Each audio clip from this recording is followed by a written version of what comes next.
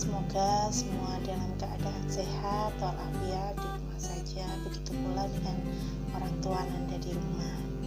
Nah, perlu kalian semua ketahui anak-anak bahwa kita masih melakukan pembelajaran jarak jauh seperti sekarang ini karena memang pandemi COVID-19 ini masih terus berlangsung di sekitar kita, dan untuk menekan penyebaran penyakit virus COVID-19 ini kita diharuskan menerapkan pembelajaran jarak jauh seperti ini. Nah, anak-anak semuanya, meskipun pembelajaran kita dalam keadaan virtual tidak tetap muka seperti biasanya, namun Ibu Laras harap kalian tidak patah semangat, tidak mengurangi semangat kalian untuk terus belajar dari rumah. Baik, anak-anak, sebelum kita mulai pembelajaran kita pada kali ini, kita akan awali dengan membaca doa terlebih dahulu. Baik, Bismillahirrahmanirrahim. Rabbi zidni ilma warzuqni fahma, amin amin ya rabbal alamin. Anak-anakku, pada pembelajaran kali ini Bu Laras punya beberapa tujuan pembelajaran yang harus kalian ketahui. Nah, tujuan pembelajaran tersebut ada 3. Nomor pertama, tujuan pembelajarannya adalah kalian akan mempelajari mengenai keragaman budaya bangsaku. Yang kedua adalah mengenai paragraf pokok dan paragraf pendukung. Yang ketiga, kalian akan pelajari sumber mulai pembelajaran kita kali ini. Bu Laras punya video yang bisa kalian simak. Satu nusa, satu bangsa, satu bahasa kita, tanah air pasti jaya untuk selama-lamanya. Indonesia pusaka, Indonesia tercinta, nusa bangsa dan bahasa kita bela bersama.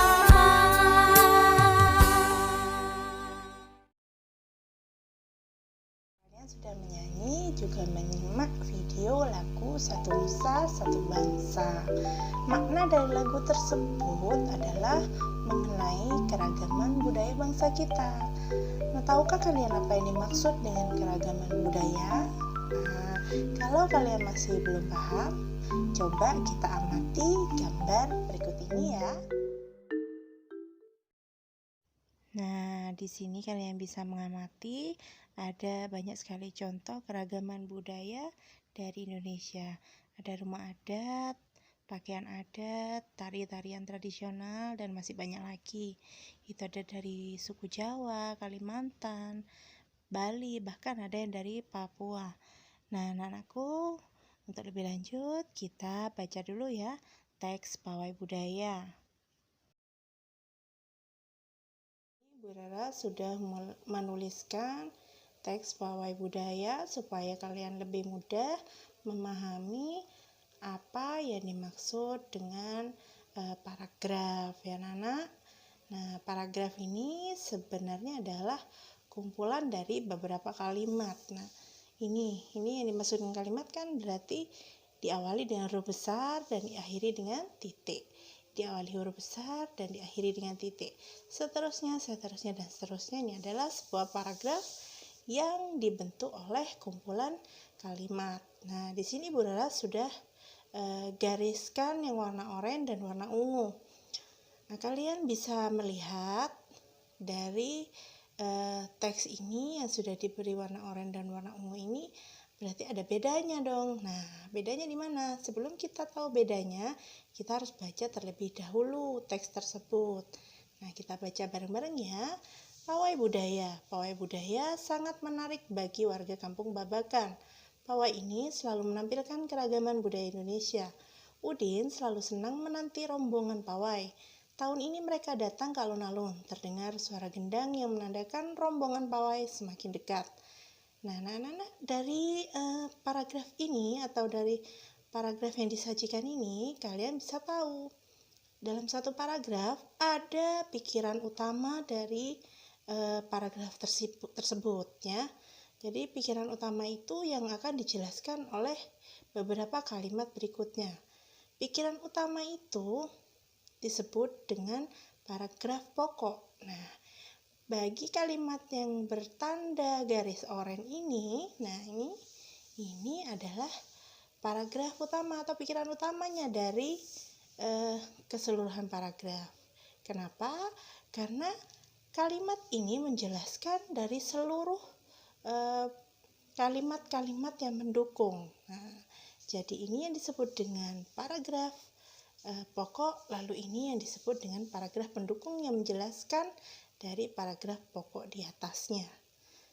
Nah, paragraf utama atau paragraf pokok tidak saja berada di awal kalimat, tapi bisa saja berada di akhir kalimat atau di awal dan di akhir kalimat. Nanti pada pertemuan selanjutnya, Buras akan menjelaskan contoh-contoh dari pikiran pokok yang berada di awal kalimat, di akhir kalimat, di awal maupun di akhir ya. Nah, ini adalah LKPD untuk kalian atau lembar kerja peserta didik. Silakan kalian temukan gagasan pokok dan gagasan pendukung dalam teks keberagaman budaya yang ada sudah di buku tema kalian. Silakan ya. Kita akan melihat beberapa gambar alat musik tradisional Indonesia. Kalian perlu tahu bagaimana Indonesia itu kaya dengan budayanya dari segi alat musik tradisional. Silakan disimak dan diamati. Kecapi. Kecapi adalah alat musik dawai. Kecapi berasal dari Jawa Barat dan dimainkan dengan cara dipetik.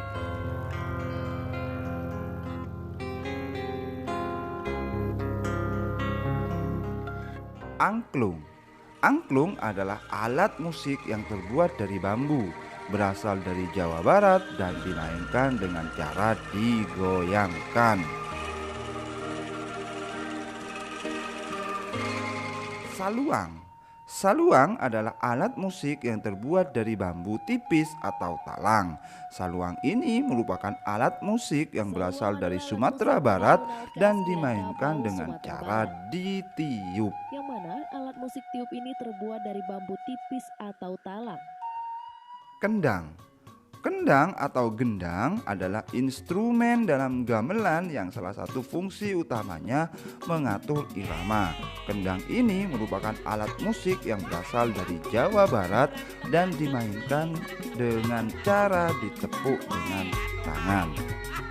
Mengenai alat musik tradisional. Nah, alat-alat musik tradisional tadi ternyata bisa menghasilkan suara apabila diberikan energi. Ini kalau angklung digoyang, gendang dipukul, dan lain sebagainya. Nah, berarti alat-alat musik tersebut merupakan benda yang dikatakan sumber bunyi. Nah, kita untuk mengetahui sumber bunyi itu bagaimana, mari kita simak penjelasan dari Buras berikut ini ya. Ini bisa kita praktekkan ya, bagaimana terjadinya bunyi. Kita praktekkan dari nomor 1, 2, 3, sampai 4. Mari kita coba praktekkan bagaimana bunyi itu keluar dari seorang manusia. Manusia itu menghasilkan bunyi dari pita suaranya. Coba kita praktekkan, pegang dengan lembut leher kalian seperti ini ya. Setelah kalian pegang, kalian rasakan. Dengan bersuara kalian merasakan adakah getaran dari leher kalian yang dihasilkan oleh pita suara. Nah, pasti ada getaran halus kan yang kalian rasakan. Nah, itulah mengapa bunyi itu bisa tercipta.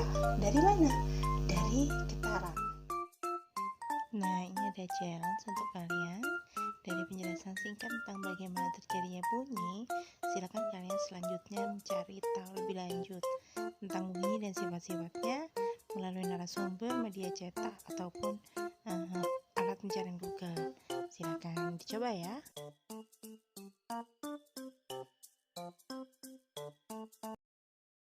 Anak-anakku, kita sudah sampai pada penghujung pembelajaran kesempatan kali ini.